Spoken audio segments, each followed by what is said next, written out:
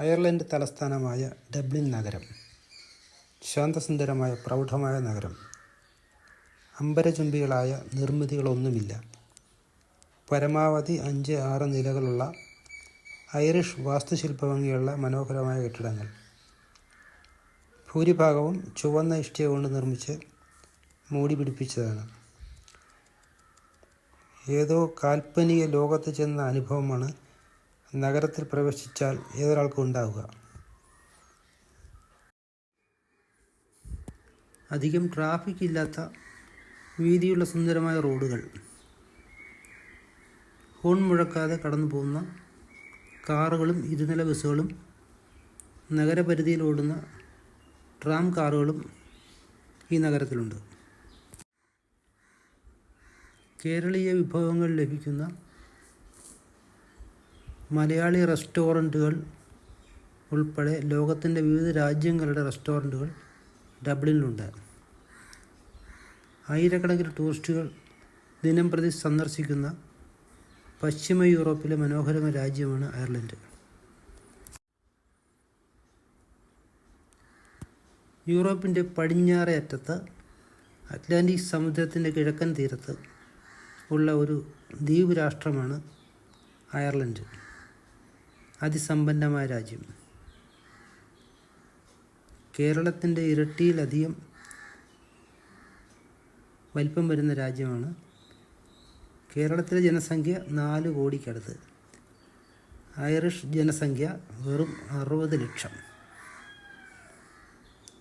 വലിയ തൊഴിൽ സാധ്യതയുള്ള രാജ്യമാണ് അയർലൻഡ്. ഏറ്റവും കുറഞ്ഞ വേതനം ദിവസം 10,000 ഇന്ത്യൻ രൂപയ്ക്ക് തുല്യം.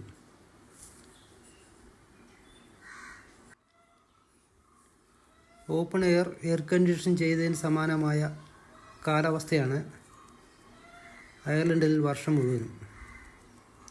സമ്മറിലെ താപനില പോലും ശരാശരി 16-18 ഡിഗ്രി സെൽഷ്യസാണ്.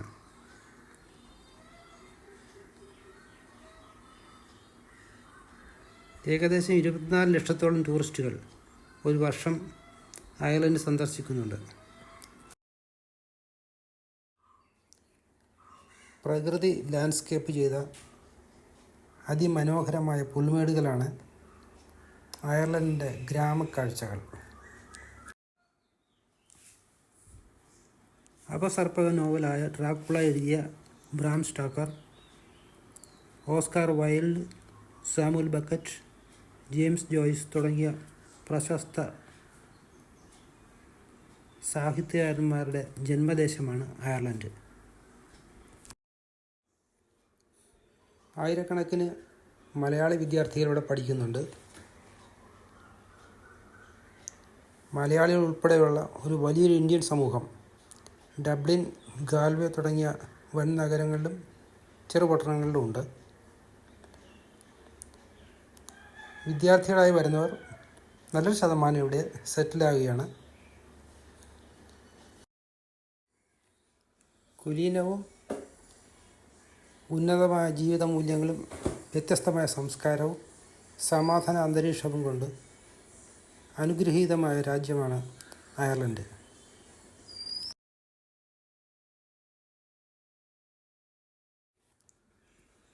ഒരു കാലത്ത് ബ്രിട്ടൻ്റെ കോളനി ആയിരുന്ന അയർലൻഡ് ഇന്ന് ബ്രിട്ടനേക്കാൾ സമ്പന്നമായ രാജ്യമാണെന്ന് വേണമെങ്കിൽ പറയാം.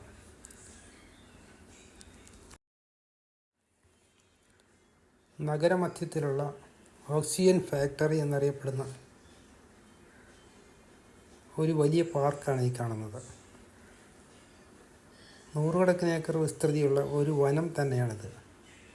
ഡബ്ലിൻ സിറ്റി എത്രമാത്രം എക്കോ ഫ്രണ്ട്ലി ആണെന്നുള്ളതിന് ഒരു ഉദാഹരണമാണ് ഈ പാർക്ക്.